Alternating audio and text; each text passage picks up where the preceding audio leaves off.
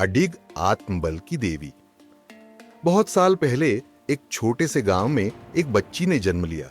उसका नाम सावित्री रखा गया। जन्म के कुछ ही दिन बाद, जैसे किस्मत ने कोई साजिश रची हो, उसकी मां चल बसी। पिता ने अकेले ही उसे पालने की कोशिश की, लेकिन दुर्भाग्य से कुछ ही समय बाद वो भी दुनिया छोड़ गए। अब यह नन्ही सी जान, जो अभी ठीक से बोल भी नहीं पाती थी, अनाथ हो गई। लेकिन त्रासदी यहीं नहीं रुकी।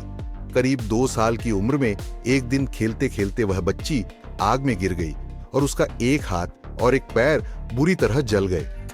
डॉक्टरों ने तो उसे बचा लिया, लेकिन उसका एक हाथ हमेशा के लिए बेकार हो गया। कोई और होता तो शायद हार मान लेता, लेकिन सावित्री के भीतर न जाने कैसी अग्नि थी जो हर कठिनाई को जलाकर राख कर देती थी। वह कभी किसी पर बोझ नहीं बनी। जब बड़ी हुई तो उसने खुद अपना जीवन चलाने के रास्ते तलाशे। गांव के खेतों में गुड़ाई, कटाई, फूल तोड़ना, छीलना और जो भी मजदूरी मिलती, सब कुछ एक हाथ और एक पैर से करती रही। लोग चकित होते थे, जहां 2 हाथों वाले भी थक जाते हैं, वहां ये एक हाथ से कैसे कर लेती है। पर सावित्री मुस्कुरा देती थी। जिसके पास हौसला हो, उसके लिए कोई कमी रुकावट नहीं बनती। आज उसकी उम्र 75 वर्ष है। इतने सालों में न कोई बड़ी बीमारी, न किसी की दया पर जीना। अगर कुछ हुआ भी तो खुद ही अपनी दवाई, अपना इलाज, अपनी देखभाल, सब कुछ खुद किया।